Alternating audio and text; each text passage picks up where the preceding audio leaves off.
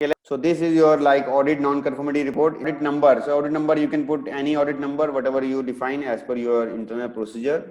ये आप कैसे भी डाल सकते हैं whatever way you define. Type of non-conformity major है minor है observation for improvement है. It is not mandatory कि आप internally उसको classify करें. अगर आप करते हैं तो अच्छी बात है, नहीं करते तो भी कोई दिक्कत की बात नहीं है. अगर नहीं करते हो तो एक बार प्रोसीजर में जरूर मेंशन कर दें कि we don't classify non-conformity as internal or external.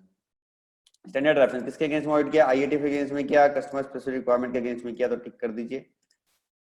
किसका ऑडिट था? प्रोडक्शन का ऑडिटर था. कि कौन ऑडिटर था? शुभम गुप्ता थे.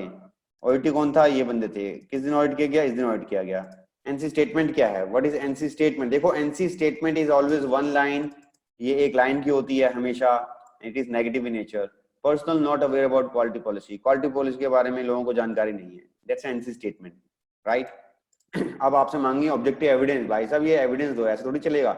ऐसे कैसे कह रहे हो मेरे डिपार्टमेंट में लोगों को क्वालिटी पॉलिसी के बारे में अवेयर नहीं है? फिर आप कहोगे Ramlal Yadav, employee code so working moulding department shift A, when asked about quality policy he was not aware. यानी उससे पूछा गया, उसने क्वालिटी पॉलिसी क्या है, गुणवत्ता नीति क्या है, वो नहीं बता पाया. That's it. तो उसमें कोई शर्म मत करो कि किसी का नाम लिख रहे हो. ऐसा नहीं है कि उसको बाद में अपने डांटना है या उसको ऐसे कोई डांट पड़ने वाली है. But the point is that अगर नहीं मालूम तो इसका सिस्टम का फेलियर है and there is some gap if he is not aware.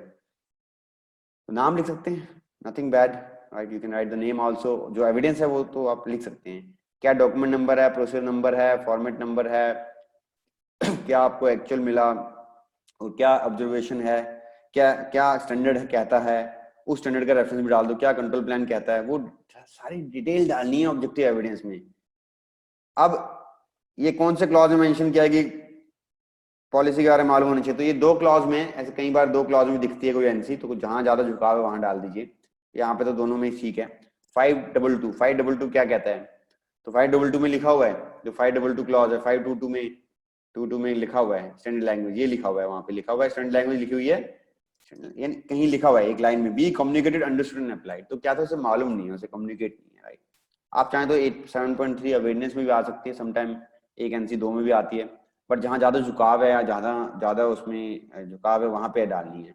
जैसे पर्सनल कॉम्पिटेंसी की बात करें तो जनरल कॉम्पिटेंसी 7.2 में है. उसके अलावा जो एग्जैक्ट कॉम्पिटेंसी, लेबोरेटरी वाले बंदे की कॉम्पिटेंसी की कमी है, उसके लिए अलग क्लॉज है. इंटरनल ऑडिटर के वाले बंदे की कॉम्पिटेंसी में कुछ कमी है तो उसके लिए already there is a clause, right. ऐसे ही अगर डिजाइनर, प्रोडक्ट डिजाइनर है, उसकी स्किल में कमी है तो उसके लिए अलग क्लॉज है. यानी 7.2 तो जेनरिक है, वो तो स्किल का गैप अगर है तो आप 7.2 में डाल सकते हैं. लेकिन अगर लैब वाले का स्किल में कमी है, प्रोडक्ट डिजाइनर की कमी है, इंटरनल ऑडिटर या सेकंड पार्टी ऑडिटर जो ऑडिट कर रहा है उसकी स्किल में कमी है, तो उसके लिए स्पेशल क्लॉज दे रखे. तो करना क्या आपने, आपको प्रायोरिटी देनी है जहां स्पेशल क्लॉज है. अगर कोई स्पेशल क्लॉज अलग से क्लॉज दे रखा है तो आप उस पर जाइए. नहीं मिलता है तो आप जेनरिक क्लॉज है उसमें जा सकते हैं. जेनरिक का मतलब है कि मतलब ये इसमें एग्जैक्ट नहीं लिखा हुआ, बट ये एक मतलब उसके बारे में बात की हुई है. दैट मींस जेनरिक हम उसे बोल रहे हैं कि एग्जैक्ट बहुत मतलब एकदम एग्जैक्ट नहीं दिख रहा, बट हाँ उसमें बात की हुई है. बट कई जगह बिल्कुल एग्जैक्ट लिखा हुआ है, राइट. जैसे इंटरनल ऑडिटर कॉम्पिटेंसी में एग्जैक्ट लिखा है 723, आप देखो तो एग्जैक्ट लिखा है. सेकंड पार्टी ऑडिटर की कॉम्पिटेंसी 724 में एग्जैक्ट लिखी हुई है. तो यहाँ पे स्टैंडर्ड की लैंग्वेज है be communicated understand applied, right. उसके बाद फिर जो है आपको रीजन फॉर नॉन कंफर्मिटी, क्यों ये नॉन कंफर्मिटी थी, कारण क्या था. तो जो भी एग्जैक्ट रूट कॉज एनालिसिस है आपको करना है. तो भाई इसलिए नहीं पता था बिकॉज वो लोकल लैंग्वेज नहीं थी, that's why he was not aware. So करना क्या है, इंटरिम कंटेनमेंट इमीडिएट एक्शन क्या लिया आपने, उसको पॉलिसी के बारे में ट्रेनिंग दे दी, अवेयरनेस दे दी. करेक्टिव एक्शन क्या है, क्वालिटी पॉलिसी आपने कहा लोकल लैंग्वेज में होगी और उसको डेली हम उसको जो है स्टडी किया करेंगे या मॉर्निंग में उसको रिवाइज किया करेंगे, या मॉर्निंग में रिवीजन आनी, मॉर्निंग में उसको एक बार इकट्ठे होके सारे एक बार उसको रिफ्रेश कर लेंगे. इक्वली जरूरी है, राइट. तो हॉरिजॉन्टल डिप्लॉयमेंट आपको करने की आवश्यकता है. ऑल सेक्शन इंचार्ज में ये पॉलिसी पढ़ेंगे, राइट. तो आपने इसका वेरिफिकेशन ऑडिटर ऑडिट, तो एक एग्जांपल मैंने आपको दिया.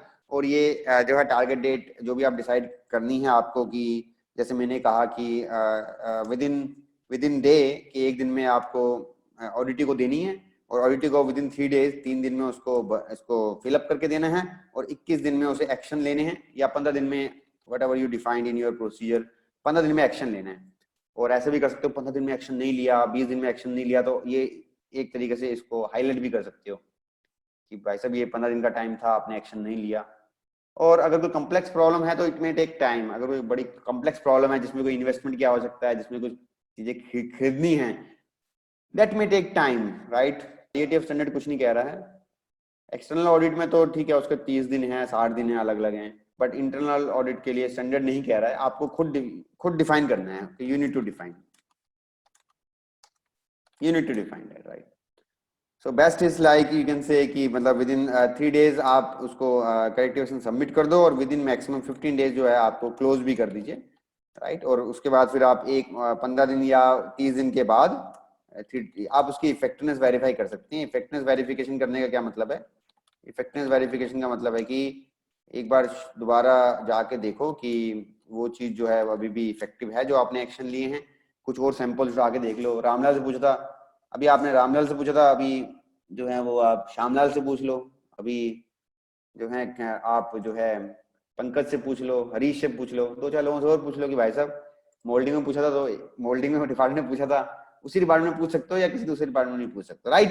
सो understand like how to do this, you got the structure, right, किस प्रकार से आपको लिखना है। So these are the like important structure, clause number, NC statement, objective evidence, proof है, और स्टैंडर्ड लैंग्वेज की ये लैंग्वेज, ये बात कहाँ पे लिखी है, right. So this is very very important.